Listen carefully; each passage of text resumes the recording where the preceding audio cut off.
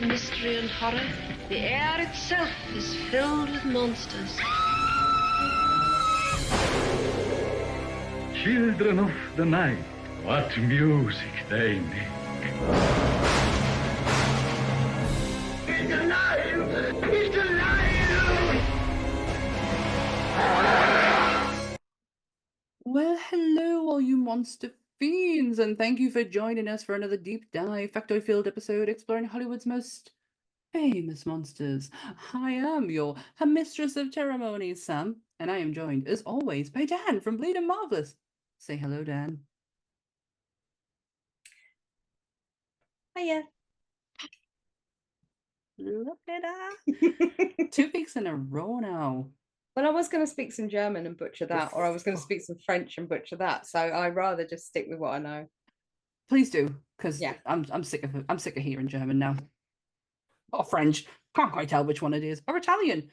All three. Yeah, all of them. Hi everyone. Welcome to a new episode of the Monsters Up North podcast. This week we're by ourselves. It's just us. And we're back to a double feature of Suspiria. I'm glad you said it. For some reason, I really struggle with it, and I don't know why.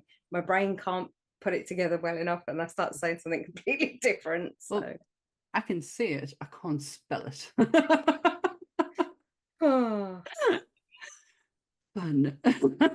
Right, I'll get the disclaimer out of the way with, and then we're going to crack open whatever it is that I've just watched. So everything discussed in today's episode is our opinions and our opinions alone. If you'd like to discuss anything from today's episode, please come and join us on our Facebook pages. Come and join us on the Nelly Up North Discord or comment section, where we can have an open discussion.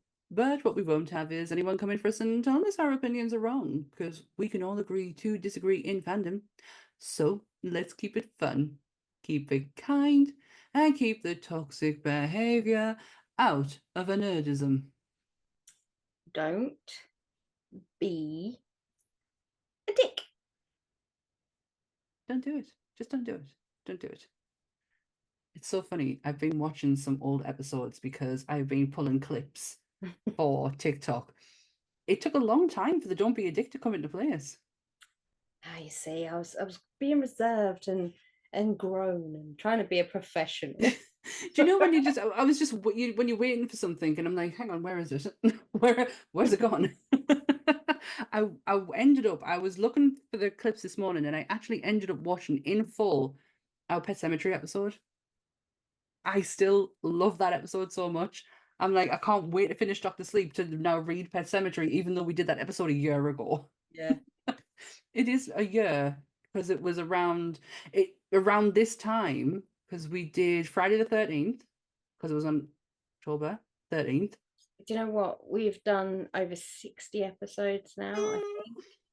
I think we're somewhere in that realm. We're either coming up to 60 or just past 60.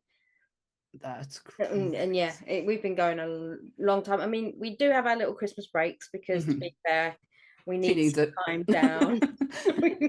Whatever that is, time off. You know, we just need a little bit, but we don't go away for long. No. We just need enough time for our brains to switch off to be able to switch back on again. I need to reboot. I'm like a computer. You need to turn me off and turn me back on again. Have you tried turning her off and turning her back on again? You'd be surprised how much that does actually work. Well, today is Suspiria. So, I did see you dancing, by the way, while I was saying the disclaimer. I mean, it's quite fitting, given that this is a dance film. You wouldn't think it, but it is. There's a lot of that in the second one. Yes. Yeah. Well, Suspiria is the 1977 Italian supernatural horror film directed by Dario Argento, who co-wrote the screenplay with Daria Nicolodi. Don't know if I'm saying that right. Partially based on Thomas de Quincey's 1845 essay Suspiria de Profundis. The 2018 remake was inspired by Argento's movie, directed by Luca Guadagnino. So sorry. From the screenplay by David, oh my goodness, Kaczynski. What she said. It doesn't sound right at all. You can run from it. You can hide from it. You can't escape from it. As Monsters Up North brings you Suspiria. Suspiria. You can run from it. You can hide from it. But you can't escape from it. If I can run and hide from it, then surely I can escape from it. That's got to be a lost in translation thing, hasn't it? It's got to be a lost in translation because that doesn't make any sense at all. But that is the genuine tagline for the 1977 Suspiria, which I said at the beginning is directed, written, co-written by the great Dario Argento. Yeah. I know what the Suspiria actually translates in Latin to the word sighs. I feel like I had that written down somewhere. But why? It has nothing What's to the do with sigh got to do with anything that we have just watched? Maybe that's what you meant to feel at the end of it. Especially the second one. It has its moments, the second one. I will fight for certain parts of that film, but not the majority of it. There is one bit in it I will give it credit for, and we'll get to that when we get to the second one. But the first one, I started watching this a couple of years ago, and I ended up having to turn it off because the music is too much. Goblin. The music was too much at the time. I don't know if my ears were just being far too sensitive. No, that is something I noticed on this rewatch. The balance of the shift, and I know they do it on purpose for shock value or for taking you out of the whatever suspense, making you jump, whatever their reasons are behind it. For me, their talking was like this, and then the music, and it was like there was no balance. So it was putting me off the flow of the film. So, where did you watch it? How did you watch it? Yeah, I watched it on Prime. So at the beginning of the one on Prime, it has an explanation at the start to say that there was that Suspiria was a destroyed movie. Yeah. And there was a restoration team in Germany. I am so paraphrasing from what this thing said. Yeah. There was a restoration team in Germany who took it upon themselves to piece the film back together with what they had. They got the original team who did the Technicolor to wash over it again. Yeah. They really did a top-notch restoration on this film. There is actually bits of it that are missing still. I don't know what that made out, how that affected the plot and whatsoever, but they did say they tried to do it to the best that they could, that it flowed consistently, which I found quite interesting, that this was a destroyed film that's been brought back to life. Yeah, it said it was printed by using one of the last three strip Technicolor machines, which was the same process that movies like Gone with the Wind and Wizard of Oz used to get the colors. But obviously you can see now when you watched the version on Amazon that's been digitally restored, because the colors, I imagine, are far more vibrant than they were by using the machines. He loves his red. He loves a lot of things that I don't understand as well. Yeah, so I remember. Is it a palette thing with him? Does every movie that he has have to have a signature color? Because Demons is blue, this is red, and that's the only two films I've seen of his. So he's done a couple of movies, because this whole Suspiria is part of a 3 trilogy, isn't it, of mothers. There's the mother thing. I don't know if I wrote the notes for that on this one or on my other one, but there was this thing where he likes to use graphic primary colors, but he also likes to use very what was the word I've gone blank on it, but geometrics. He likes geometric patterns. That makes sense. Like bright colors, and that's his 2 like art choices. He likes the Bauhaus movement. He likes everything to do with that as well, which makes everything a little bit more stylized, I suppose. So. That makes sense. So the films were part of Inferno, Mother of Tears. Inferno was 1980, Mother of Tears was 2007, and it is a trilogy, all of the 3 mothers. Yeah, okay. I didn't get that in Suspiria whatsoever. I think you get it in the second one because it's a bit more you get more exposition in the second one with God, yeah.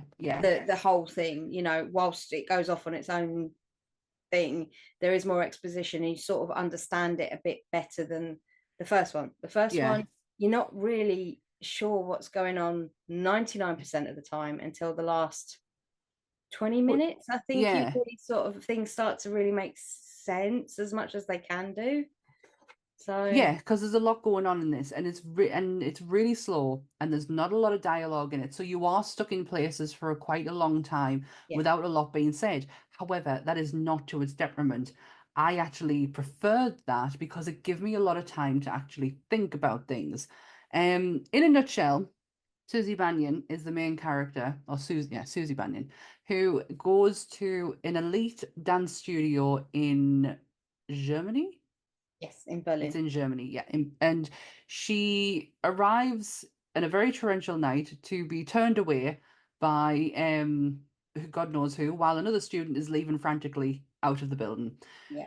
Susie goes, don't know where.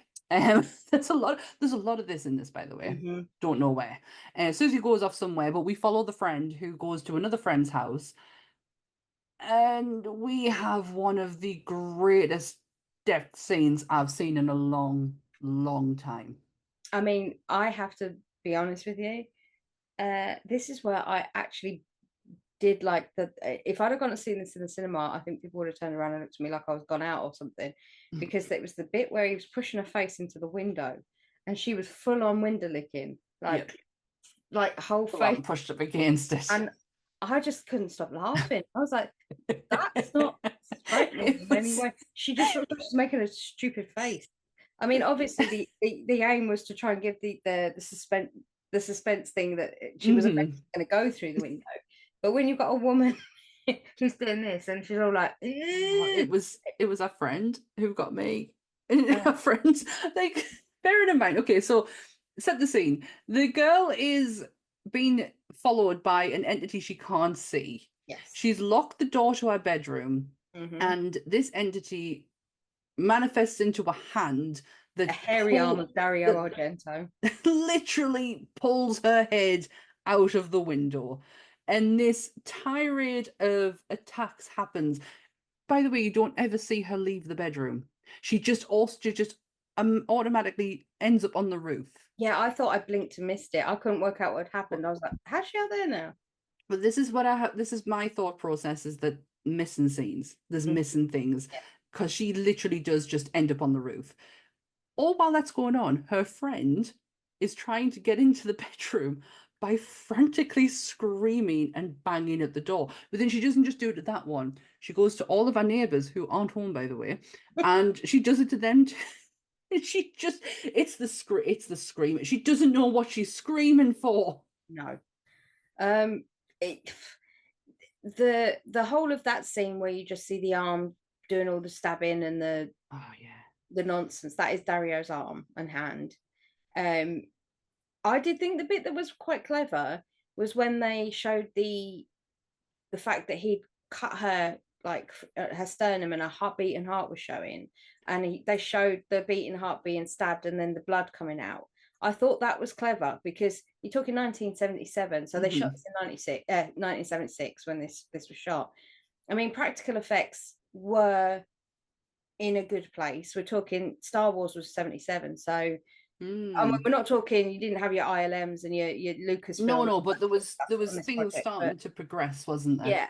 Yeah, people were being able to sort of find ways to make things work, and with it being a giallo movie, there is the whole suspense thing because of the black gloved man, because that's the standard thing with the giallo movies. A giallo is actually Italian for yellow. So what it means is there was a range of paperback novels that went out in the 60s, and they were called giallo novels because they were all yellow. Oh, okay. They were well known for their horror, thriller, and erotic elements. So they were like pulp novels. So you get stylized murders. There'd always be a black gloved killer somewhere in one of them. Or you'll be having like amateur sleuths trying to find out how they solved the crime. And so to see Dario's arm with the black glove on was what sort of kicked off the whole fact that it was a giallo film. But him and Lucci, I've gone blank on the other guy. I can see his face. He did Zombie. Yeah, they are famous for doing the giallo movies in Italy. But yeah, that scene I thought was very, very clever because it was so badly acted. And then you saw that bit, and I was like, oh, it snapped me out of the laughing because I was like, oh, that was clever. What snapped me out was just after that when she hung. It's the way she fell from the roof and the kind of noose grabbed her neck. It was like it was like magic. Like she literally she tipped forward for the noose to like kind of go around her, catch her and drop her. And I thought that was beautifully executed. But then you're completely taken out of it again when you see the friend on the floor with the worst makeup job I've ever seen in my life. She was still breathing, by the way. Her eyes were moving. I mean, the beautiful ceiling window light thing that they had was, obviously she fell through that, and then that's how she hung. She hung herself. She didn't hang herself. It was something else. But and then her mate ended up dead on the floor because her mate didn't want to step out the way. She just stood there and went, you know, just moving 2 inches to the left like anybody can. Gash right in the face. Pretty much. It looked awful. Yeah, no, it did. Oh my God, that makeup job looked absolutely terrible. It was shocking. But yeah. But it set the scene. You thought to yourself, right, okay, here we are. We've got lots of blood. I don't know why we're here, but right, okay, this is where we are, you know. The choice of the blood is interesting. It's very watery. It's a lot.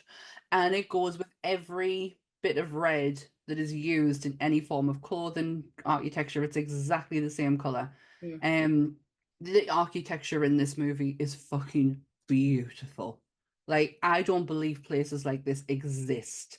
This is like that. It's almost Hollywood, like old Hollywood sets. Yeah, these are all buildings he found that, like I said, had that kind of like Art Deco Bauhaus kind of vibe to them, because he could manipulate the color through lighting. He could do things with it that he's got an eye. I'll give Argento that. He's definitely got an eye. You could walk in and it could be a white canvas, you know, it could look the way it looks, but all the walls are white, you know, and very sort of plain. And he went in with like massive gobos on the lighting systems to just completely red out a room. You know, he did a lot of things through clever lighting, and obviously turning up the contrast when they put it through the 3-stripe machine. But yeah, he saw things differently. Yeah, this movie compared to the second one is very color heavy. The second one is based in winter, so it's very muted, which I think takes the spirit of the film away a little bit. I didn't mind the palette of that one. I didn't mind the greys and the darkness of it. I've just got other feelings on it. It had, but we'll get to it. I don't want to go off on one. So when after that bit happens, Susie then does make her way to the school to be taught, so to be introduced to the greatest duo I have ever come across in movie history. Miss Tanner and Madame Blanc played by Joan Bennett, and Miss Tanner played by, now she's credited as Alda Valli, Valli. However, her stage name is Valli. Right. Valli, Miss Tanner, I think if you look at her, you'll go, oh God, she looks like something out of Heidi High. This woman is fucking royalty in movies. Her eyes, she was incredibly expressive. It wasn't the fact that it wasn't a word she was saying, it wasn't anything like that. It wasn't her expressions, it wasn't her movement. It was her eyes. Like, they were so piercing. There, you know, they were massive as well. Like they were all you saw on her face, because there was nothing else there, just the eyes. And she had a beautiful smile as well. And she knew this movie was going to be dubbed. Right. She knew that.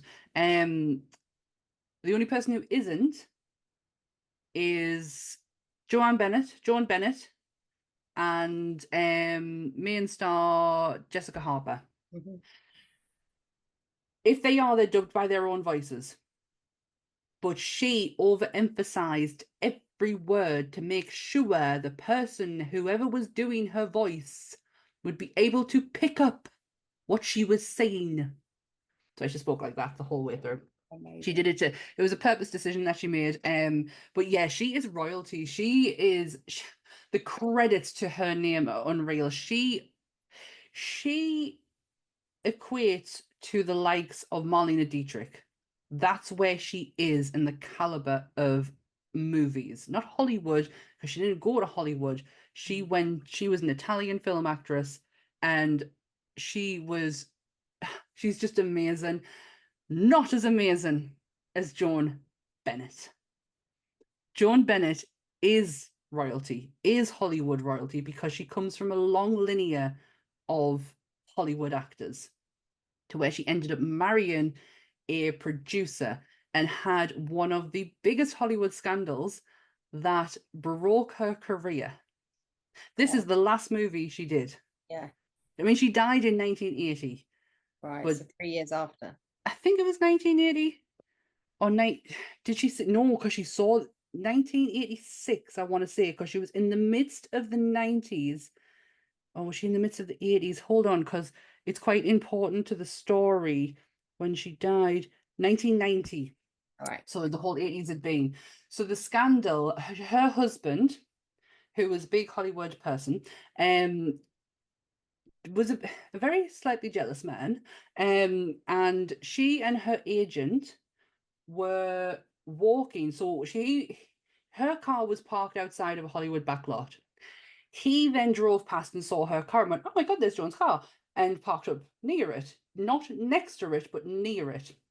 And he waited for Joan to come out, and he saw Joan and her agent coming out. And as they were about to get in the car, the agent put his hands on Joan's shoulders. He got out the car and shot him in broad daylight. Just in broad daylight, he shot him. This was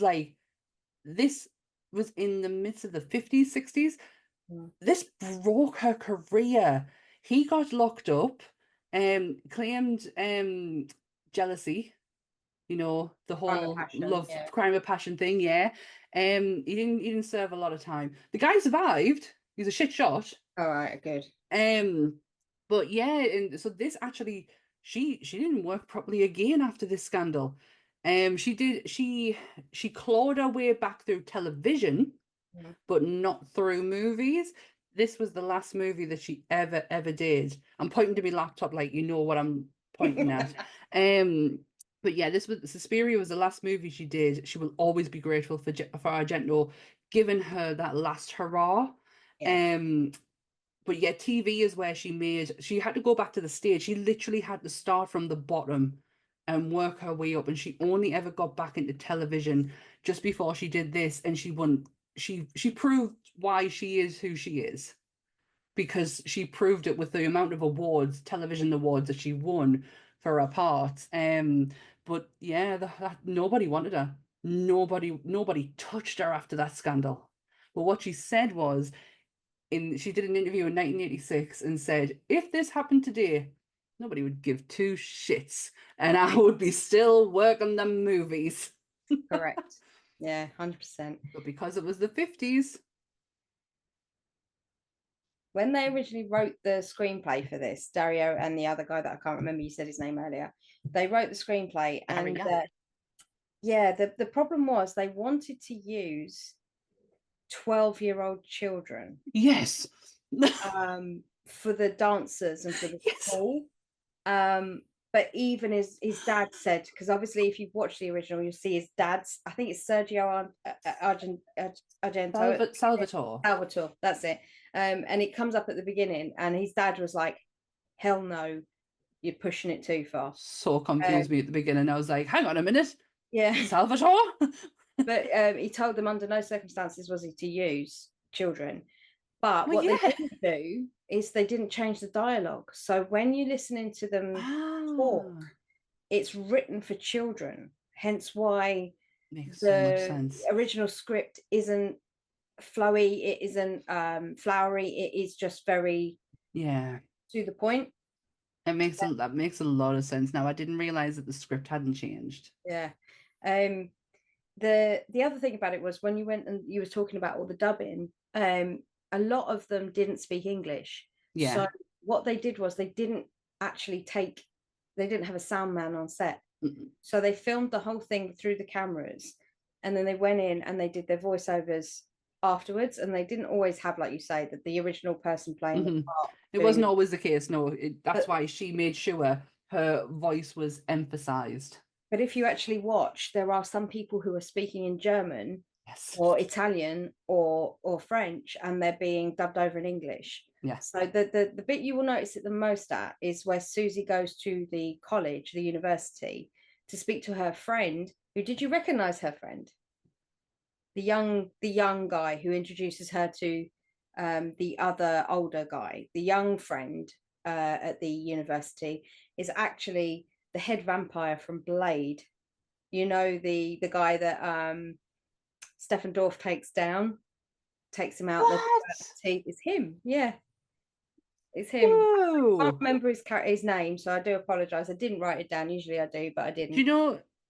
See, I've just realized. So I copy and paste a lot of my notes, and I've just realized when the majority of the cast is actually credited as the English speaking person rather than the actor. Yeah. Oh, okay. So when you see him talking to the I can't think of what his name was, Mr. Milius or something like that. His name was weird. Yeah, Milius, you're right. Yeah, Professor Milius. She sat down with him and he's speaking whatever language it is to her. And for her to respond, he kept kicking her to tell her he'd finished his line so she could respond in English. And then she'd smile at him or she'd do a nod or something at the end of her sentence so that he knew to do his reply. But when you watch it, they dub over it in English, but you can see he's blatantly not speaking. Oh, there's a lot. Olga, the friend. Yeah. She's not speaking English at all. No. The lady who plays Susie, Jessica Harper, Dario Argento, really, really wanted her. Really wanted her. And he was fighting for her voice not to be dubbed over. So he wanted to make sure she was as clear as a bell, so it didn't have to be. Jessica Harper turned down a huge movie for this. A huge movie that could have completely put her career in. Don't get me wrong, Jessica Harper did not do bad in life. She married a Sony executive who fucking runs Sony, so she's doing okay. But she turned down. What did she turn down, Dan? I can't remember. Annie Hall. That's it. She turned down Annie Hall for this. And Jessica Harper, he picked her for two reasons. One, he said she had the biggest eyes he'd ever seen naturally. And he was just drawn to, like, even when she was scared, they got bigger, and that's what he liked. He didn't have to force it out of her because it was a natural thing. And the second reason was because they've actually dubbed him the Italian, and I don't like this, Alfred Hitchcock. They dubbed him the Italian Alfred Hitchcock because it become quite involved with the female stars, not in the sense of, from what I can gather, I haven't seen anything that suggests. I did not read anything to say that anyone was in the same weird world as him, but from the perspective of that, he gets very involved with his leading ladies. Like, he wants them to perform a certain way. He has to have them look a certain way. He has a list kind of thing, like Hitchcock's used to. But as far as I know, he doesn't get to the point of where he's throwing birds in their faces and trying to set them up outside the back of a fucking seat. Yeah, no. Nah. I didn't read anything of that nature. Just that he was more involved with the performance. I don't know if it's an art thing. This movie's very artsy. Yeah, that's the whole thing about giallo movies. They are incredibly art housey. That's why there's blatant nudity. That's why there's all this sort of stuff, because you're just supposed to go, oh well, it's just freedom. Yeah, it's completely completely freedom. So she's joined this dance school. Miss Tanner is her teacher. Madame Blanc. Oh, the clothes that woman wore were amazing. Did not fit the room at all. I devastated because the loss of a student has happened. They found out that she's dead. They don't look devastated, in all honesty. No one but yeah, but Susie realizes that she remembers something that she said before, because she saw the dead student. Pat, was it? Patricia. She saw her leaving in a frenzy and heard her say 2 words, but she kind of keeps them to herself for a bit. She doesn't drop that bombshell until later. Poor. Yeah. But yeah, the you don't really see what I liked about the second one is that you actually got to see them dance. In this one, I got to see everyone else dance, but not Susie. No, and considering she spent so long learning how to become a ballet dancer for this part, you see Susie on her toes for about 10 seconds before she flakes out on the floor. Yeah. And I was just like, she studied how long for this? Because when you look into it, I don't know whether it's method acting. I don't know whether they thought that they would have a bigger part. I don't know whether you saw more in a cut scene of her dancing, but really there's very little dancing in the first one. The second one is full of it. It's all about the dance. All about. But this one, I was a little bit disappointing because I think I would have liked to have seen some actual ballet dancing. I think it would have helped. I don't know. I think it just would have helped a little bit more pull the school idea together. You know, because there wasn't much foundation about that other than it was a school. Yeah, and then she borrowed somebody's shoes and she tried to sell her shoes and she didn't want her shoes. What and is it with the money? They kept turning around going at each other, and I was like, what the hell is this? What is going on? Yeah, when she goes to the school, she's told that her room is not ready yet, and she has to go for $50 American. She can go and stay with someone from the school, which she ends up doing. Now, this is what confused the life out of me. This is another bit where I feel like I blinked and missed something. So she went and stayed with the girl, and she came back to the school, and we never saw the girl again.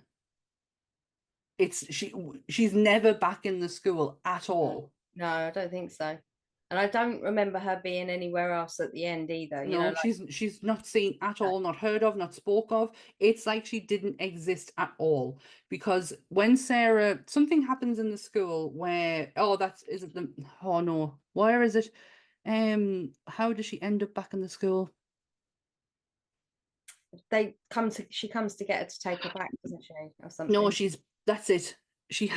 That's when she has that unsettling feeling, and that's when she ends up passing out, and she gets put into the room she was meant to have because she wasn't going to go back to stay in the school, and they end up basically keeping her there for her to recover, and that's how she ends up back in the school. And you never find out about this roommate at all. Yeah, and they're slowly poisoning her, aren't they? Yeah. They're keeping her on a bland diet with red wine. Yeah, you're not really sure what they're doing to the food, but they're doing something. They're doing something. It's something to keep her there. Basically, is to keep her. I want to say a week because I don't know if there's anything else they could do to her at that time that we wouldn't see. She then befriends that girl, doesn't she? The other American, Sarah. And that's when the other American becomes quite nosy, shall we say. And this is the culmination of the second death scene, if I'm right, isn't it? Which I do not understand for love nor money. Many, many reasons this one flummoxed me. I understand visually it's an amazing thing to look at, you know, the blue lighting, the reflecting off all the silver. But why have you got a room full? Yeah. I mean, for those of you who don't know, she runs around and the colours change to blue in this kit.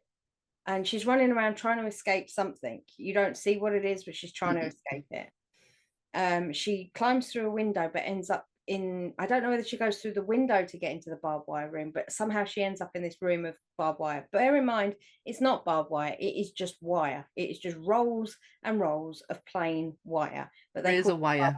Room, right? There's no razors on it. There's no barbs on it. There is nothing on it whatsoever. It's just plain wire. And she's just flailing around on it and dying and everything. It's a- Before all sorry. that, well, not before all that happens, it's the reason I'm itching for is because the most horrible scene in the whole thing is the maggots falling from the ceiling. Yes. Fuck that Yeah. for what it's worth. Well, the falling from the ceiling was actually rice. The ones falling from the ceiling was rice, except for on that one person, which I think was It's when it's in a brush. one of the girls come out and she had them all wriggling on her face, didn't she? I can't remember which girl it was, but one of the girls come out and then you see her sort of batting them off. The bit where Miss Tanner walks out, that is actually rice falling on her when she starts batting it off. Two things in this world I don't do. I don't mind spiders. And I'm quite scared of anything that flaps in front of us. But two things that I cannot. It makes us sick. It makes us. I'm itching really badly. Maggots is one of them. Hate the fuckers. And ants. I fucking hate ants. Didn't realize that I had an ant phobia until we had an ant issue in the house, and I fucking hate them. I hate them. I hate them. Don't like them. I've got in one cupboard, which is very far away from my cats because it is pure poison, is an ant thing, just in case the fuckers ever come back. I hate them, Dan. I hate them. Oh, and they make us feel itchy as anything. Oh, I can handle most things, but not that. And when they start, it was when it was in our brush. Yeah. So Oh, they moved everybody downstairs, didn't they, into the food room? Yeah. And she said, "Oh, it only affected people on the top floor or something." well, And good they for went them. up and looked in the loft, and there was nothing in there that I could see, if I remember rightly. And this is where you get some explanation as to the creepy things that are going on. So as the two girls are going to sleep, behind them and the curtain, an old lady lies down and kind of growling and snoring, and that is the original OG witch. Eleanor Marcos, Yes. who, by the way, was reportedly a 90-year-old former sex worker who Dario Argento spotted on the streets of Rome. Well, I have to say, bravo, because it's creepy as fuck. It was creepy as fuck. But yeah, you find out she's the main head witch. So basically this film is about witches and a coven. Yeah. If you wanted to know what Suspiria is really about, it's about witches and a coven who particularly don't like their students. Well, I feel like now, I don't know if I'm right here, but I read between the lines and it feels like they have to sacrifice their students to be able to keep going. It's like a youth thing, isn't it? It's the typical trope of a witch is that you need to take from the youth in order to to keep. It's hocus pocus. Yeah, I was gonna say black flame candle. Yeah, exactly. But they are doing it by killing. It's sacrificial. They just don't really go into the whole sacrificial thing. You never see anyone. You hear them talking about it.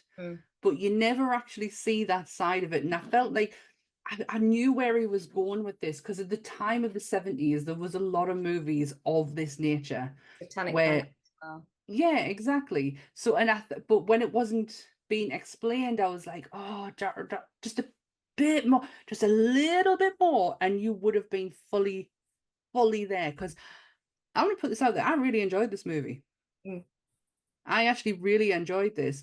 More than what I ever thought I was going to. I was getting a bit sick of having to turn my telly up and down all the time, I gotta admit. That was a bit annoying. But the characters in it, the ending was so of its time. Just I loved it. But I also know that I remember when I first watched Demons and I went on a roller coaster of a ride with that movie. I was all over the place to the point where at the end, when they're leaving the building and they're in the car, and I'm like, it's over. And as the credits are rolling up, I'm like gearing myself up to go and make a cup of tea or something. And then all of a sudden, I just hear gunshots, and it's not fucking over. It's still going on. And I'm like, holy shit. And then it just ends. I thought this was going to happen there as well, so I kind of waited through the credits. Nothing happens. No. But it's perfect how she just walks away from it all. The house is up in flames, and it's the smile. It's like you did. But it's so bizarre. You don't really understand what the hell's going on. No. You have a friend, a newfound friend. She falls into the barbed wire room. she gets pinched to death or whatever the bleeding happens in there, and all of a sudden she's dead. So they then ransack the room and make it out like she's done a midnight flip, right? Yeah. And they try and tell Susie, oh yeah, that's what's happened. Then Susie's suspicions are really, really up. She's like, she wouldn't do that. I don't really know. And then she turns into Batman. And then she goes and sees those people at the uni. She has that conversation that we talked about, and then she comes back. But then she does this weird thing. Someone gives her a bit of paper. I can't remember how she got these instructions. But it's when she's creeping through the. It's Sarah. Right, it was Sarah. Sarah left a note for her. And it's to listen to where they're actually going. They say they don't stay in the house. But they never leave. Yeah. And it's where are they going to? And the creepy little nephew. Oh, yeah. Why is he there? Just to be creepy kid, I reckon. It's like he saw Village of the Damned and went, yes. We'll have one children. of those. Yeah, we'll take one of them. Yeah, so yeah, that's when she becomes Batman. She becomes the detective because she starts listening to them to see if they're actually all leaving the house. And that's when she goes, if the steps were going this way, they'd be going out, but they're not, they're going that. And that's when she follows them and sees Madame Blanc doing that amazing, she's gotta die. The American one has to go. He has to go. And then she bumps into the body of her friend Sarah, who's all tied and like pinned with great big like nails to this board, if I remember rightly. And then that is correct. The Frankenstein Lurch fella is like, he's just their manservant he's like their familiar from what I can work out. And he, like, you think he spotted her, but she backs into a room, doesn't she, to try and get away. And this is where she comes face to face with Helena Marcos, who's the original woman who runs the dance hall, who is technically the coven. She's the main witch, the head witch. She's the head witch, and if you kill the head witch, all of the witches die. Nothing really happens. And just to break this a second, my mother has just texted me, which is very unlike my mother at this time of night because she's normally abed by 8:30. The Northern Lights are above my house. She's just sent us a picture, and it's literally the Northern Lights are literally above my house right now. She'll be buzzing her tits off. The last time it happened was a few months back, and it was huge. It was massive. Like the whole of my outside was just purple, and greens, and it was beautiful. And she slept through the whole thing. But bearing in mind, a month before that, she paid to go to Iceland to see them there. See, yeah, where we are, we have to pay to go to Iceland to see them because they're never here. You know, we don't above get my house right now. Sorry to break that up. That's okay. I mean, Helena didn't really have much to say on the subject. You just hear this wheezy old crone in the back of the room, like trying to breathe. And then all of a sudden you hear is Susie Banyan or something along those lines. I knew it would be you. And then I don't even know how it happened, but like Susie slits her throat somehow, and that's it. We're done. She nearly decapitates her, and then all the witches set on fire, and she walks out. Really? Yeah, and that's it. Yeah, that really is it. It's not honestly, when it comes down to plot and such like that, it's not the greatest of films. I will admit that. However, I did come out of it and go, do you know, I could see what he was trying to do, and we don't know how much is missing. We there was nothing explained as to, and there's nothing that I've found to say what was actually missing, as in for story and plot line. But I didn't mind it. I can't say I did not like it because it was all right. It didn't go down too well in the box office. Let's put it that way. It made 1.8 million in 1977, which I didn't do the conversion on, so it's probably around 15 million today's, maybe 20 million today's money. But I couldn't find what the budgetary, thing was. So I don't know how much it cost to make. So I don't know whether 1.8 was a success or not, but I'm guessing it was. It was actually rinsed in the by people reviewing the movie. One of the guys praised the visual style. He said the film's beautiful. Visuals were absolutely stunning, but he didn't like the way that Susie played too demure, too mindful. Very demure. Very Very mindful. demure, very mindful. He didn't like the way she was like that, and he also said he called it a weak imitation of The Exorcist. No, I don't know no. how he got there from that, but I can see the whole supernatural thing. The Exorcist came out, what, 3 years before that, 4 years before that. So you're still in that weird supernatural horror Yeah, well, kind of loop, maybe. yeah, and yeah, I'm going to come back to that later because, yeah, and you'll understand why. Apparently, this had a high kill count. Right. I'd love to know what their definition of a high kill count is because what they said, considering it's a short film, Yep. there's 4 deaths in it, Right. right? No, hang on. 12 in total. Sorry, 12 in total. Do they not know what Claude Rains did in one film with Clearly less not. time? Clearly not. And even in With the less second time. one, there's more of a kill count. In the second one, there's 14. Now, bearing in mind, the second one, I don't want to call it a remake It's not a remake. or a reboot. For me, this is a reimagining because It's it's inspired. totally different. Yeah. Totally different to the point of where Dario actually lost his shit when he was asked a question about it. Yeah. He Let's said get either into he said either you do it exactly the same way, in which case it's not a remake, it's a copy, which is pointless, or you change things and make another movie. In that case, why call it Suspiria? He said it was really absurd that he was never asked about anything concerning the remake. Nobody asked him about casting, locations, or anything. Yet they still gave him an executive producer title or something like that along the lines of. they did. He was not particularly enamored by the second one. They put his name into it for Yeah. rightly or wrongly reasons. They did it. Full disclosure, turned this movie off. It's 2.5 fucking hours to start with. I think I got an hour and a bit in. It was Mia Goth's. Yeah, and I just went, I can't So fucking why take you this no couldn't more. do Mia Goth's voice? She speaks incredibly well, but it's very high pitched. Jamesy, and I can't stand it, frankly. That's what puts me off listening to Mia Goth, however you say her fucking name, because it's so high pitched. I find it very over the top sometimes too. It's It's like the last one night. thing I didn't fucking mind. I can't bear it. I tell you what, it was Infinity Pool that did it for me. If I hadn't have seen Infinity Pool, I think I could stand Mia Goth. The character she plays in that, where she's walking Alexander Sarsgaard round on a dog lead, and she goes, Jamesy, Jamesy. That's all you hear, and it's like, shut up. I want to. Oh, and then my brain was like, how the hell does Shia LaBeouf put up with her? But then I think, oh, how the hell She put up with Shia LaBeouf? Yeah, So... it works both ways. Yeah. I can't get away with Pearl. I cannot. Not X. I loved because they're not her. It's like, fuck all to do with her. It was the setting of it. It was the fact that we were going back into an era that you didn't think you were going to see again. It was very Texas Chainsaw. It was beautifully shot. Brittany Snow was in it. She just happened to be there. Oh yeah, and what's that face in Beetlejuice? Oh yeah, Her. General Ortega. Jenna Ortega's in it, yeah.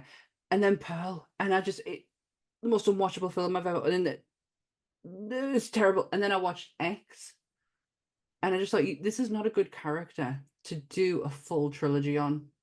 She's not a good character. Yeah, a lot of people love it, and I don't get haven't it. seen Maxine yet, so I don't know. That's it, Maxine. That's the one. That's it. I haven't seen that yet, so I can't really comment on that. Pearl, I didn't really get on with, but I like the original X. I thought that should have been a one and done as it was, Yeah. but people like to milk shit. Yeah, and then they milk, as we found out as we see with this. There's a few things I loved off the bat, especially with the cast, which kind of confuses. I didn't know who was who because I thought Tilda Swinton was Miss Tanner. No, but she's not. She's Madame Blanc. She's Madame Blanc, and she's also the German guy, the little old German man. That's Tilda Swinton. What the fuck? And she also plays Helena Marcos at the end. What the fuck? That's what we're talking. This is why this film is a lot cleverer than people give it credit for, because They didn't tell anyone that was Tilda Swinton playing the old German guy. Mm-hmm. They didn't tell a single fucking person, and they were going to kill him off before the premiere. Hence why he didn't turn up for the premiere. But then they thought that was taking it too far, so then they released the information that Tilda Swinton played 3 characters in this film. That's crazy. That The makeup level for the older guy. There's a scene which is near the end where she's fully naked as the guy. She has a penis and everything.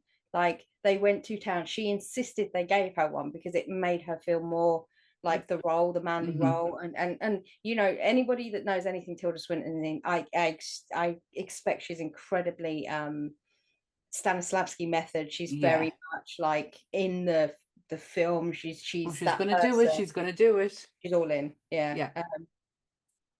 I love Dakota her. Johnson, Mia Goth, and Chloe Grace Moretz. I always forget her surname. All 3 of those are in it as well. So. Dakota Johnson. Fuck me. She looked phenomenal in this. I'm not a huge fan of hers whatsoever. But she looked, that hair. The hair, the bony body. Because of the fact he's a dancer, it works for her. And the fact you get to see, there are some beautiful movements in this. Like, stunning. The opening confuses me every time I see this one. Yeah, I get that. There's 2, like, it opens to Chloe Grace going in to see the psychiatrist, which just so happens to be the old guy that is Tilda Swinton. And she's absolutely batshit insane, Chloe, and she's harping on about all this, that, and the other. And she's sort of setting the scene for the fact that she outs them all as witches at that point. So you're like, right, okay, we're going with the exposition from the start. We're not waiting till the end like we did in the other film. But she gives crazy across really, really well. So you're like, I don't know how much of this I'm believing, but she put the seed of thought into the psychiatrist's head at that point then, because he starts like wanting to look into everything after she disappears, never to be seen again until the end of the movie. Patricia, her name was. She was the original girl that goes missing. Then it switches on a dime to a bunch of Mormons. No, they're Mennonites. They're not Mormons. My bad. Okay. There's very, very different factions of many different kind of people who churn their own butter.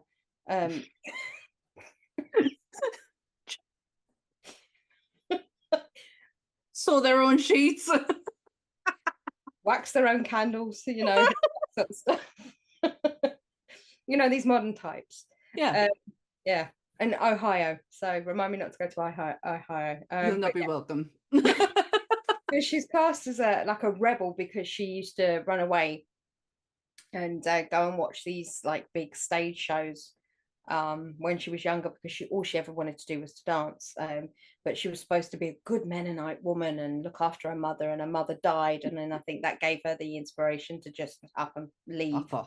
And so she just, from what I can gather, she just turned up on their doorstep to audition. I don't know whether she actually got a letter to audition or she just was barefronting, like. Yeah, because it's made clear in the original that she was very much invited there. Yes. But in this one, she just, hey, I'm here. But she knows that shit. Yeah, I mean, basically, from what I can gather, dancing at this place is very much like a bewitching, it's like a spell casting, the dancing. It's like a form of magic in itself. Like, every move has a meaning, which, when you're someone who has studied and done their A-levels in performative dance, I've done a BTEC too, because, you know, A-levels just aren't enough. Yeah, I know. What are you doing? I'm a spoon. I'm a tree. Honestly, that's what you have to do. Roll on the floor, do a couple of funny shapes. Oh my God, yeah, that was it, rolling on the floor. Lots of that. And you know, I'm not belittling what people do, because they put a lot of time and effort into this kind of dance, but you know, it is very, very hard, because every move has a meaning. You are translating words through movement, and it's really freaking difficult to understand unless you're in that world. So the whole that kind of comes into play later. That's a very good description of what happens later on. yeah, I mean, Mm. you see her audition, and basically she wipes the floor, and all of the women that are in that have really been taking the piss out of her, like, oh, you shouldn't really be here. I don't know why you're here, but you know, you're not going to Look, do very bitch. well. We're not going to let you have any music. You've got to do it all by yourself. But she's that good that Madame Blanc is in the other room and she senses her dancing. So she comes in the room to watch her dance. Now, this room is just a room with nothing but mirrors all the way around. It's a Yeah. horrible room. Horrible room. It's very reminiscent of the room in Flashdance. Yes. Apart but from it's not mirrors, it was windows in that. this one's just very there's something uncomfortable about it. It's not a nice room to look be in. I was waiting for Jerry Halliwell to pop out of somewhere and start singing "It's Raining Men" at one point. it just the shape of it. It was just the shape. No, I wasn't so much concentrating on the windows and the exterior. Just the shape looked exactly. And I tell you what, I do not like is the sound of feet on bare wood gloss floor. It's horrible. Don't like it, but that's just my nitpicky. Well, in this one, in the old one, we had Goblin do the soundtrack for it. In this one, we had Tom York from Radiohead. He did the entire soundtrack. Very different. Just a little bit. He had to be coaxed into this though, because he didn't really initially want to do it. He was just like, oh, well, not really, you know. But they sort of talked him into it. And if you actually watch this, there's hardly any music in it. No, from what I the thing is though, if you're comparing it against the original when it comes to the music, it's always going to be night and day. The best part about Goblin is that they didn't just use instruments, it was their voices. Gonna get you. I'm gonna make myself cough. Yeah, that's why what they were trying to do was interpret that and use it in this film by when they weren't using music when they were dancing. It was the breathing and the chest banging and it sounded like they were hyperventilating half the time because you heard they wanted everything. to use that. They wanted to use that as the rhythm base, basically. I get that.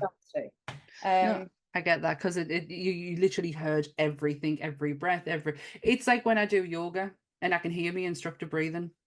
Oh no. Yeah. Misophonia, yeah. Don't like it. It infuriates us. I'm like, shut the fuck up. It's meant to be a meditative time. I don't need to hear you get. Yeah. Yeah, it's a lot. I mean, when they first got, I thought, oh, good, she's finished dancing now. You know, we don't have to listen to that anymore. But she got put off by seeing Tilda Swinton in the corner, and then she was like, "Oh, gooey over Tilda Swinton. I've seen you do this show. You know, I've been a physically." Oh, that's right, because she proper kisses ass, doesn't she?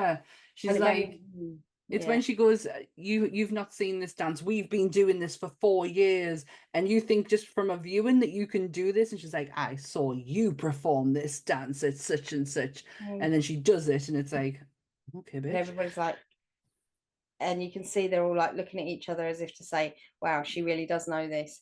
But when she's doing this dance, at this point, she's just moved in. The side story is very similar to the original, as in she's there, she's staying in the house, but the acts aren't the same. There's not in the things that happen aren't the same. Well, the best part about this film is straight away in the opening bit, it actually explains to you what the issue is. Whether it be something's just totally distracted us. I'm sure I've just seen something go here, and my cats aren't in the room with us. I freaked us out a bit. Sorry. That was it. In the doctor's room, she tells them straight, there's a coven, it's witches, witchcraft, supernatural. So you know straight away that something's a bit off, which is something they never did in the original. You had to kind of figure that out for your fucking self. Yeah. The first didn't have any exposition at all. This one, it was straight off the bat. It's like, yeah, here we go. But the dance scene where she's giving it all the I can do it, blah blah blah, and they're like, this dance is principle, this is a big freaking deal. I don't know if you can, which is a fair assumption. She's been there a day and she thinks she can dance the main lead in their production of Volk or whatever it was that she performed years before and all this sort of thing. So when she's performing it, she starts to, and she tells her to sit down and take a deep breath and start again. And in doing so, just before this happens, Olga has a hissy fit and basically breaks down. And she's like, "Fuck you all! You're all a bunch of witches. I've had enough." And she goes running away. Fuck's my little finger doing when I did that there? She runs away. Anyway, somehow, I'm not sure how, but she ends up in the mirror room where It's like she's forced in there. It's Yeah. like almost like she's like drawn to it. She has to go into it because there's no Yeah. explanation as to why she ends up there. But the woman who plays Olga, her name was Elena Fokina. She actually was a trained contortionist. That, so that whole makes scene, the whole scene is her doing those positions genuinely by herself. There was no CGI used in that scene. I did keep checking, and they all said no. Like every bit of information I found said no. The dance that Susie's doing ends up affecting Olga to the point of, with every movement, Olga ends up getting hurt. Like her ribs are broken, her face is contorted. Her ribs are not just broken. Her ribs are literally twisted around her body. Yeah, she's like got the back of her rib cage at her front. At one point, her arm is stuck behind her back to the point of where it's dislocated and it's round. And then the bit I did like, right, and I don't mean I liked it, but I thought was a really good thing, because you don't get this, because it's something that people always go, "Oh, that's taking it a little far. I'm not going to do that." She wets herself. Yeah, it's a normal reaction. That is what your body would do if it was under such stress that you can't control anything. Absolutely. She's petrified. I almost wet myself when I'm going to sneeze. These things happen. Exactly. And the thing about it, all she is muscle. Yeah. And muscle contracting. She's been thrown all over the place. And when they find her, she's like a human pretzel at the end. This is one of my favorite bits of this whole film. It is this bit. So well done, that bit. I don't want to use the word beautiful because I feel that it's wrong, but it is at the same. It's the fact that they managed to. It's the way it's shot. Yeah. That every movement you see her do is afflicted onto Olga, and it is just so beautifully timed that I couldn't take my eyes off it, even though what was happening to her was horrific. I still couldn't, and the makeup work that they did and any effects that they used looked completely natural. Mm-hmm.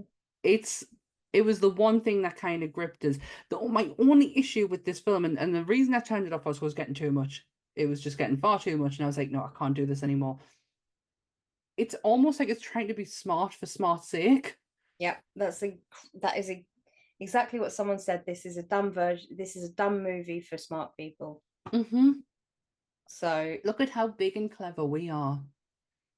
That's how it felt, and I was like, well, I'm not fucking putting up with this anymore. There was too much the side story in respect of that Susie goes to a school and it turns out they're witches, like in the first one. That is there, right? Yeah. But there is a lot more to the story than just that in the second one.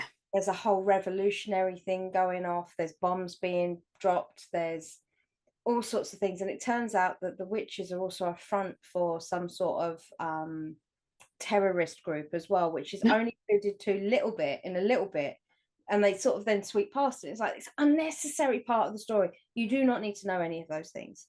Mia Goth plays the Sarah character, and Sarah obviously is in the first one, is the one that ends up in the razor wire. In this,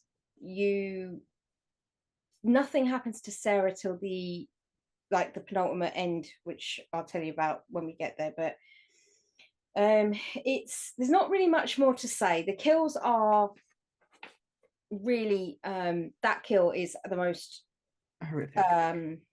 horrific thing you can see done to somebody's body, but it is one of those things that when you watch it with the dance and they keep flipping backwards and forwards, there's something very, very clever about it. And you see so many horror films, you see so many deaths, and I love a death someone's put thought into. I like it when they take something and they think outside the box and they make it unlike anything you've seen at that point, Clever. Yeah, we're not just talking about a creepy contortionist that can just, like the jangly man in stories. to be told in the dark, or whatever that one was. The jangly man, the guy who does that, Troy something, he is a contortionist by a living. Flicker? That's what he does. No, that's a voice actor. Never mind. Yeah. But yeah, he's a contortionist for contortionist sake, where she was an actress. It was a contortionist that was an actress, and she was able to pull this off. And I just think that was an absolute amazing death scene. It was an amazing performance, which was wasted in a film that no one's seen. So. But not from just her, but from Dakota Johnson as well. How she moves about in there is just, it's beautiful. It's fluent, and it works wonderful with the transition over into Olga. Honestly, you kind of take your eyes off it, and it's disgusting what's happening to her. Yeah. It's horrible. It's the worst, but at the same time, you're like, oh, look at that. I mean, somewhere along the line, then we get into all this exposition about witches, and the German doctor is basically, we get a lot more about him. Now, he lost his wife during the war. Now, this is supposed to be set in 1977, which was when the original one came out. So this is what they were trying to allude to. Okay. Because it's Berlin, there was still a lot of conflict. And they were reflecting backwards and forwards because they were right next to the wall. So they were talking about like the German, obviously World War II. So there's a lot of fixation on that from the Tilda Swinton German guy character. Now, it turns out that he was married to a woman called Ank, and Ank was actually played by Jessica Harper. Yes. So she came back into this movie, which I thought was nice, because it's a nice touch. They found a place for her. Yeah, and it's nice to honour her. Yeah, and I thought that was really clever. But to go into all the tiny minutiae of this film, of all the subplots and plots and plots and plots, basically, I'll skip straight to the end because you haven't seen it, and it'll help explain everything.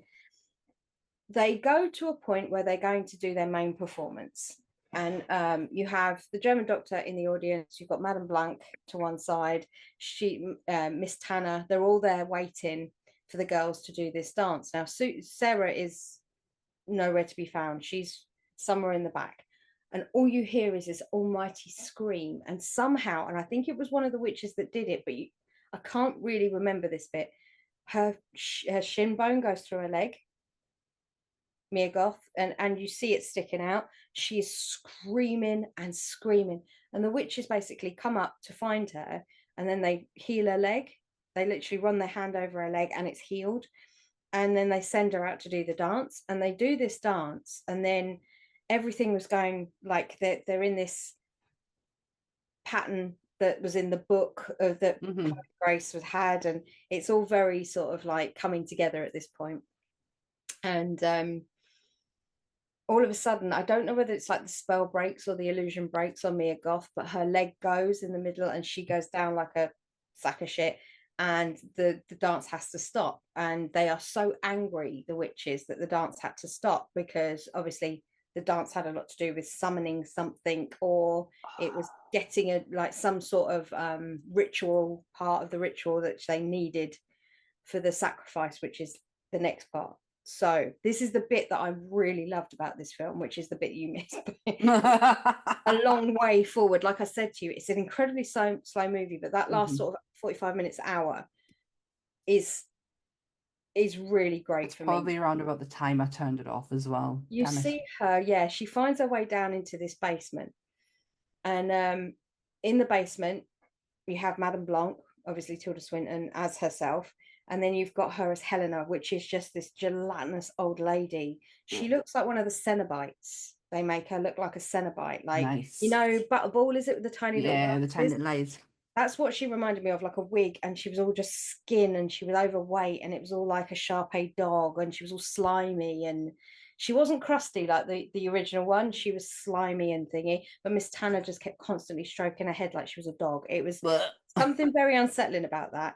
And they kidnapped the old German guy, Tilda Swinton, and put him on the plinth to witness the whole thing. So he was going to be either a witness or a sacrifice. You don't really find out what he was supposed to be. And then as Dakota, Susie's walking down the stairs, you see all the other girls, and they're all doing this sort of like continuous, like euphoric dancing, where they're stuck in loops, repeating the same like moves over and over again. And there's a bit of dialogue, and they're sort of like, oh, I'm the, Helena turns around and says, I'm the mother, I'm Madam oh God, what is it? She claims to be Suspiria. Oh fuck! What is it called? Sorry, I know it. It's Mother. Mother Suspiriarum. That's it. She claims to be Mother Suspirium, and she's saying, I want my children, they need to sacrifice for me because I need to get younger, I need to become one again. And basically, Right. you look Selfish. down and you see Mia Goth, you see Chloe Grace, and then you see the third girl. The third girl, that her death is really passed over quite quickly. She was the one who was jumping and then all of a sudden had a fit for no reason, and then she's moved out of the way really quickly. But the three of them are standing back to back in this kind of weird triangle. You've got all the witches, the school teacher witches, all sort of positioned around, and you've got the girls doing this ritual dance over and over again. And as Dakota Johnson's walking downstairs, she stops and she's trying to take everything in, and then she starts going on Helena about how she's the mother and she's this and she's that. And all of a sudden, Susie looks at her and she goes, why are you lying? Why are you telling lies? You're not the mother. And turns out Susie's the mother. She's Mother Suspirium, yeah. And she opens up her chest and there's a big black heart. And when she opens it up, just before then, Helena karate chops like in the air, through the air like that, and she cuts the back of Tilda Swinton's head off, Madame Blanc, and her head's hanging down like this, and she's on her knees. So you think she's a goner. That's it, she's done. But they accused her of falling in love with Susie, but now we know why she was, because she's mother. So Susie was mother, but they don't tell you whether she was mother all along or she was mother since she got there, but she's mother. So she completely goes haywire. She goes psycho. She blows up all the witches that she felt were disrespectful or had something to do with the lie of Marcos being the true mother. So she blows up all the witches' heads, like they go poof, poof, and this whole room is just covered in claret by the end of it. And she goes up to the three girls, and Mia Goth at this point, she's been drawn, and all of her intestines are on the floor. There you are. Got no volume. Still can't hear you. No.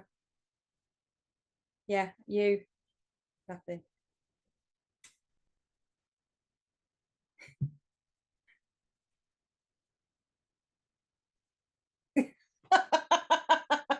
I don't know what's happening. I can't hear you. Just went.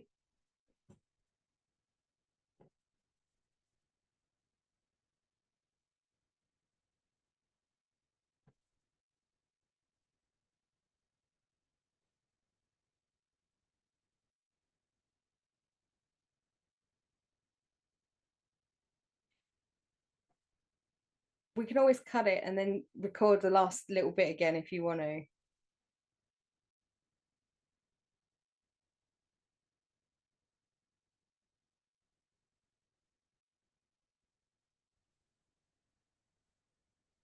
Why is my mic not working? There you are. There you are. You just come My back. mic's working. Yeah, just a second. Come back. Zoom totally freaked out. Yeah. Like Zoom, it started changing. It started looked like it was gonna close itself down. I could see you moving, but I couldn't hear a word you were saying. So. Oh my gosh. I'll find the timeout and I'll tell Paul when to cut. What were you saying? Later. What were you saying? Basically, she made all the witches' heads explode at this point. Yeah, I got that bit. Yeah, the rooms are all covered in claret. And she goes down to Mia Goth and Chloe Grace and this third girl, and she says to them, what do you want? And they said to die. So she lets them all die, basically. She kills them, but she doesn't. She just cradles them and lets them go.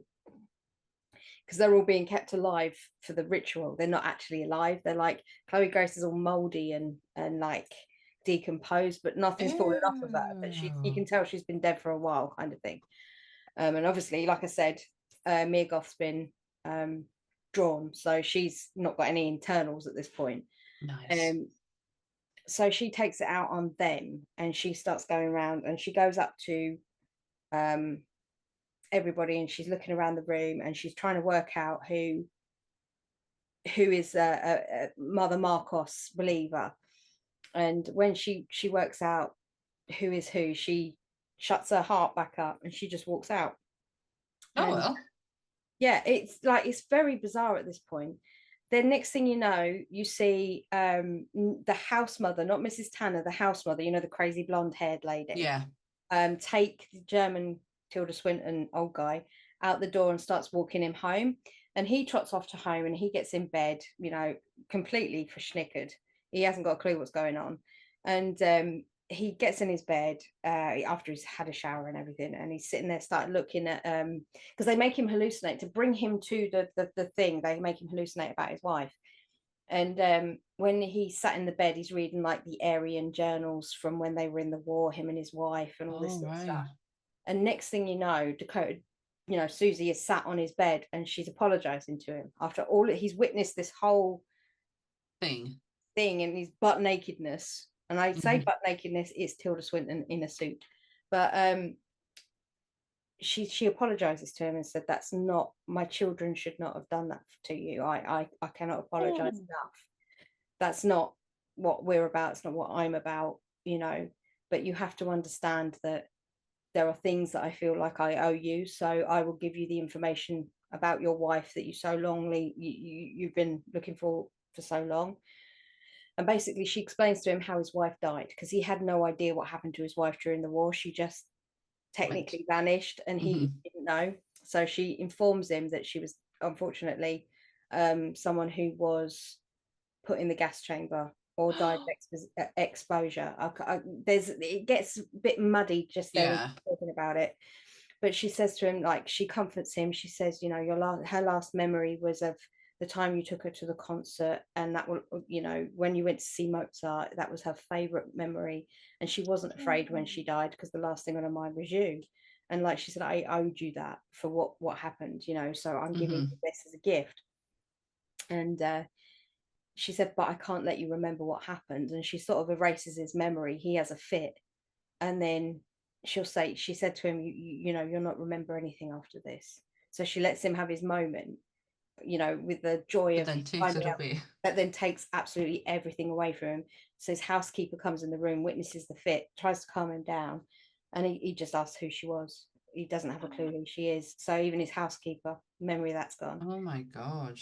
And then it goes back to the school where they have a new teacher. I don't know whether she's a new teacher or she's one of the old witches that was not a Marcus supporter that didn't get blown up. And you see her teaching the girls that are left in the school, and she says something like, oh, unfortunately Madame Blanc's gone away. But then it cuts to all the other witches trying to clean up all the blood, like with rags in the room, like trying to clean it up. And then you see Tilda Swinton on her knees with her head hanging forward, where she's been like partially decapitated. And the blonde witch pulls her head back up and reconnects her head, and Tilda Swinton's alive again. So every time she dropped her head, she died, and then she brought her head back up again. And it was like kind of like a snippet of like comedy relief. But you had to catch it. It was there. And then it just basically cuts out to Miss Tanner sitting upstairs covered in blood, just shocked as hell, not knowing what the hell's going on. And it finishes. And then if you wait to the end credits, you just see Dakota just staring at the camera, and that's it. There's like an end credit scene, and it's pointless really, but she goes on to do whatever she's going to do as the mother. And I love that last 45 minutes, and I love the scene where you have the human pretzel. The rest of it can get to fuck, because it is absolutely irrelevant nonsense. Absolutely irrelevant nonsense. It doesn't make I wish you told us the ending. Just tell us what it was, and I would have watched it. Because that sounds much more interesting than the shit show that I had to watch leading up to the point where I went, I can't fucking take this anymore. I daren't move. If you decide that you're gonna just get it to a point where the dancing in the red string has finished, that's where it starts. for me. Right. For me personally, that's where it's. Well, it's gonna be. It's do you know on the Fire Stick where it shows you Prime and what you watch that it's gonna be there for a long time. Yeah. So I might as well. I'll get it removed at some point. But not surprisingly, this film absolutely bombed in the box office. It had a 20 million budget, but only made 7.8 million. Oh, that's yeah. bad. That is bad. So it was never seen by anybody, and Dario didn't really endorse it. It was not particularly well publicized. You know, it was 2018, so it's not like we had the pandemic or any of that, and it's not that far away. So there was money for 20 million. There was money invested in it. Yeah. But the people that they have reportedly to play in this, so we're going to originally have Natalie Portman played the Susie character, but obviously Natalie was coming out of Black Swan, so it would have been too similar. That's too soon, yeah. But also instead of Tilda Swinton, they were going to originally have Judi Dench play Madame Blanc. I can understand it, but practically it wouldn't have worked. No, I get it. I get it, but it wouldn't have. I get it, especially because if you're going to base it around Joan Bennett. Then yeah, I totally understand that. Like the matriarch kind of character. Honestly, if you get bored one day, go down a rabbit hole with Joan Bennett and her family. Yeah. Because they are, oh my gosh, she comes from royalty. It's been a weird movie, but not something that I'm walking away from going, oh thank fuck that's over with. Yeah. Because I'm happy that I watched the original and give it a chance, because honestly, the first time I couldn't get past the music. It was too uncomfortable. But this time I was like, I know I've got to get past it. Yeah. And when you do, it is a very beautiful movie. Yeah, it's beautifully shot. The colours are amazing. The dialogue lacks, but again, lost in translation, I think. So the first movie I would definitely put, personal taste wise, at a 6 out of 10 for me. Yeah. Second one, the redeeming features of the human pretzel and the last 45 minutes put it at a 3 out of 10 for me, because the rest of it is dog shit. Yeah. So I think it could go up to a 4, but that's me being on a good day, catching me on a good day. Yeah. Catch us on a good day and I'll tell you that it's a 5. It's the Tilda Swinton that takes it to a 3-4 for me. The Tilda Swinton in this movie, you would never have known it. She was the guy, the old German guy. You would never have known she was Helena. Didn't have a Scooby-Doo. So it's Tilda Swinton. Like what else? I mean, I think it was Snowpiercer that kind of opened my eyes to like shit. Like she will literally do anything. Constantine for me. Constantine. I only watched that for the first time this year. She does an amazing angel. She's beautiful. There's something stunning about her. She's so androgynous, and it works across the board for any character she plays, whether she's playing a female, a male, the Sorcerer Supreme, the White Witch in Narnia. You know, she covers faces. You know. Oh my gosh, how she looked then! She looked beautiful. Some cheekbones. You could literally cut glass on them. Yeah. Oh, she's absolutely. I do apologize if she no longer identifies as a she, but as far as everything that I saw, had her down as a she. So if her pronouns have changed or people have not paid attention, I do apologize. That's not my intention. That is just what I've read. So I just want to leave that out there. I mirror all that. Let's put Suspiria to bed. Bye. Bye. Bye. That was easy. And next week. It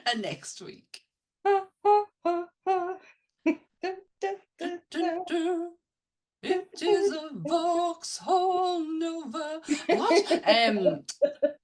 That's right. We are heading into one of the greatest films ever made, in my opinion. I can't say that because I can say that about a lot. We are doing one of my favorite films, though. We are going into The Omen. If anyone missed my appearance on the Let's Talk Horror podcast, I think that's what it's called. Sorry if it's not. I talked about The Omen. I didn't really get a chance to scratch the surface of, what I know about this movie, so I can't wait to bore the shit out of it with you next week. Correct. Yeah, The Omen. Original, remake if you wanna. We can talk about the one that came out this year. Anything to do with The Omen we can talk about, apart from the fact that I've never seen the sequels. I don't think the sequels are worth it, although Sam Neill does make me intrigued. There is some bits I do know. There is some bits that I do know, especially with Damien's, history of him growing up and that. But I never watched them. I might actually. I got nothing else better to do. I might actually watch them. So yes, next week is The Omen. This has been Suspiria. You can catch us on YouTube every Monday at 8 o'clock if you want to see these pretty faces. If you don't, you can listen to us on iTunes, Spotify, or anywhere you get your podcast from. And all episodes from the Nerdy Up North team go up on a Tuesday. You can find the links for Bleeding Marvelous, Monsters Up North, Nerdy Up North, where, Dan? Down there. And on a personal note, Beetlejuice says so. Oh my goodness, look at them! People in the audio are not going to see Dan's amazing Beetlejuice nails. Catherine and Winona. I just imagine waking up and say, "Oh, Catherine, you're there." On a personal note, massive congratulations to Dan and Bleeding Marvelous for their sponsorship of the Trader Halls. And For the Love of Horror got announced last week. It's been a long time coming. Yeah, thank you. It's yeah. If you come to For the Love of Horror, which is probably the largest horror convention in the UK, you will see us, and I'm sure you see them lot as well. A lot of the nerdy guys are coming, and Sam. Not important. We're also selling these. This fella here. You watch your arm. That's an awkward position. This is. He's been staring at me all night. It's our officially licensed Terrifier bag. Damien Leone actually has requested one from us as well. Ooh. So this is how good it is. And also, he has his little glasses that attach to the bag. You can take them off and put them on. That's so cool. It's a backpack if you so prefer backpacks, but it's also a shoulder mounted bag as well, and you have a selection of straps inside. But yeah, it's awesome. I absolutely love this bag, and I am going to flog the shit out of it. It is available on the website now if you want to go purchase. If not, we will have them at For the Love of Horror. Once they're gone though, and we have a lot of them, but I don't know how many people want them. So either come early on Saturday or order now on the website, and you can collect it there whatever day you're coming, or I can send it out to you from the website. It's free postage on it as well. So yes, I just thought I'd get my little plug in. I don't plug often. So. But she should. And we're really, really proud of your sponsorship of The Love of Horror. And I also want to say a big thank you to Chris for shooting that glass of Wolfman Nards, which is our hot sauce that we've done with Dean of the Dead. I've never seen anyone do something so stupid in my entire life. But yeah, King of Stupid, Chris, you impressed me. You get the thumbs up for that one. Well done, Chris. We will be back next week. Yeah. So is there anything else left to say? Bye. She beat me to it. Stay spooky, everyone. Bye.